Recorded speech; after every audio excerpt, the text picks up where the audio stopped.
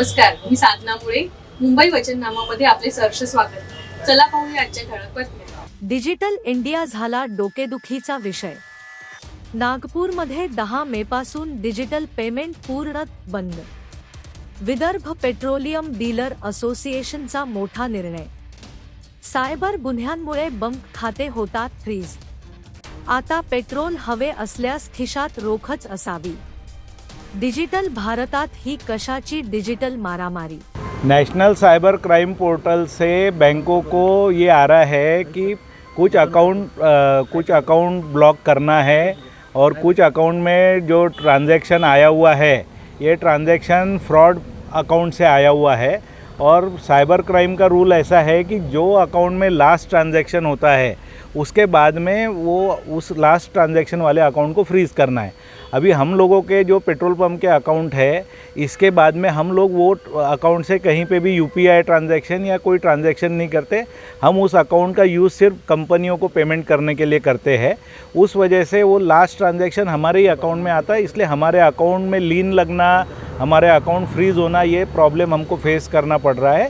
और इसी वजह से हमने यूपीआई पेमेंट और कार्ड पेमेंट लेने के लिए बंद करने का निर्णय लिया है। कब से ये लागू होगा और अब किस तरीके से इसका क्रियान्वयन किया जाएगा, क्योंकि कोरोना के बाद तो सारी चीज़ें ऑनलाइन ही होगी। 10 तारीख से हम इसको लागू करने वाले हैं और हम जो 7 दिन का हमने जो समय दिया है वो जनरल पब्लिक को पैसा अपने पास में व्यवस्था करने के लिए हमने 7 दिन का समय दिया है, ताकि पब्लिक को भी कोई परेशानी ना हो पेट्रोल डीजल खरीदने में और हमको भी उनको बेचने में कोई परेशानी ना हो। तेल कंपनियों ने इसका विरोध किया है, जिसकी वजह से आप यहाँ मीटिंग के लिए आए थे।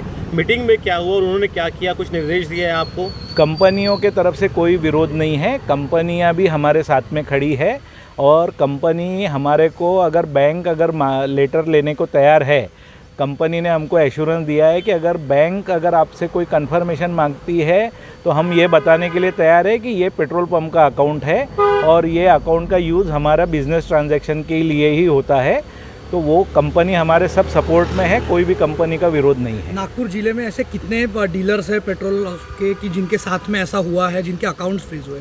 2 अकाउंट अभी पूरी तरीके से फ्रीज़ है और करीबन 30 डीलर के अकाउंट में लीन लगा हुआ है।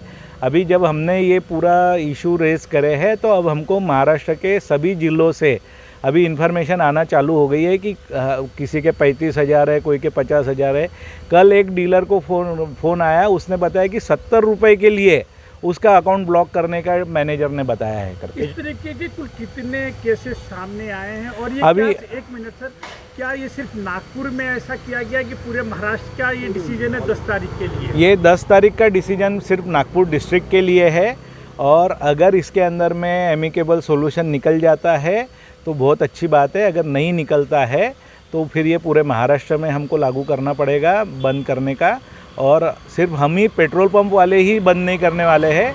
उस दिन कैमिट के प्रेसिडेंट ने बताया कि पूरे जो ट्रेडर्स है वो भी डिजिटल पेमेंट लेना बंद कर देंगे, क्योंकि ये परेशानी सिर्फ पंप पे नहीं है, ये सभी दुकानदारों को भी ये परेशानी का फेस करना पड़ रहा है। आपने जो 10 तारीख का फैसला लिया है, क्या इसमें बदलाव होगा और बदलाव होगा तो क्या उसकी वजह होगी, या फिर 10 तारीख को आपने फैसला ही ले लिया है? आज तक का तो अभी इसके अंदर में कोई हमारे को ऐसा ठोस कोई कदम उठाया ही नहीं है सरकार के तरफ से या प्रशासन के तरफ से कि जिससे हम इसको बदलने का निर्णय लें। अगर वहाँ से कुछ होता है, हमारे को एश्योरेंस दिया जाता है कि इसके अंदर में आगे ऐसी कार्रवाई नहीं होगी, तो पब्लिक इंटरेस्ट में हम ये डिसीजन को डिफ़र भी कर सकते हैं। लेकिन लोगों को भी ऑनलाइन पेमेंट की आदत पड़ गई है, तो कई जनता का सवाल है कि अब कैसे करेंगे वो, तो उनके लिए कुछ व्यवस्था है या फिर उनको इससे सफ़र करना पड़ेगा? गवर्नमेंट ने एटीएम खोल के रखे हैं, सभी कोई फैसिलिटी है।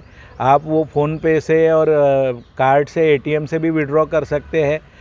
तो थोड़ा सा अभी 5 साल पहले तक का तो कैश का ट्रांजैक्शन होता ही था, तो कैश से कोई लोगों को आदत नहीं है, ऐसी तो कोई बात है नहीं ना। आपका नाम? बैंक अथॉरिटी का क्या कहना है कि आपकी बैंक अथॉरिटी से आप लोगों की बातचीत हुई? बैंक अथॉरिटी ने हाथ ऊपर कर दिए। उनका बोलना है कि हमको इसके बारे में कोई जानकारी नहीं है, हमको नेशनल साइबर क्राइम पोर्टल से जो जानकारी आती है उसके हिसाब से हम काम करते हैं। अभी हमारे जो एक डीलर का अकाउंट फ्रीज़ है उसमें टोटल इशू 280 रुपये का है। एक 70 रुपये का ट्रांजैक्शन है, एक 210 रुपये का ट्रांजैक्शन है और वो डीलर के अकाउंट में आज 18 लाख रुपये बैलेंस है।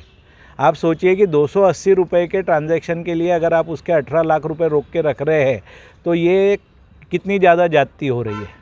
आपका नाम और पोस्ट? मैं Amit Gupta, federation of all Maharashtra petroleum dealer association का मैं प्रेसिडेंट हूँ। मेरे साथी है गौरव जायसवाल, ये विदर्भ पेट्रोलियम डीलर एसोसिएशन के प्रेसिडेंट हैं। तो थैंक यू। नहीं, डिजिटल पेमेंट बंद कर देंगे तो बहुत तकलीफ होने वाली है, बिकॉज अभी हर जगह पे पान के गल्ले से लेके सब्जी मंडी सब जगह चलता है डिजिटल, तो डिजिटल पेमेंट तो रखना चाहिए। अब इनकी तकलीफ़ क्या है मुझे नहीं पता, वो जो भी अथॉरिटीज़ है उनसे बात करें और उसको सॉल्व करें। एज ए कस्टमर मैं ये बोलना चाहूँगा कि इसको सॉल्व करें। Thank you.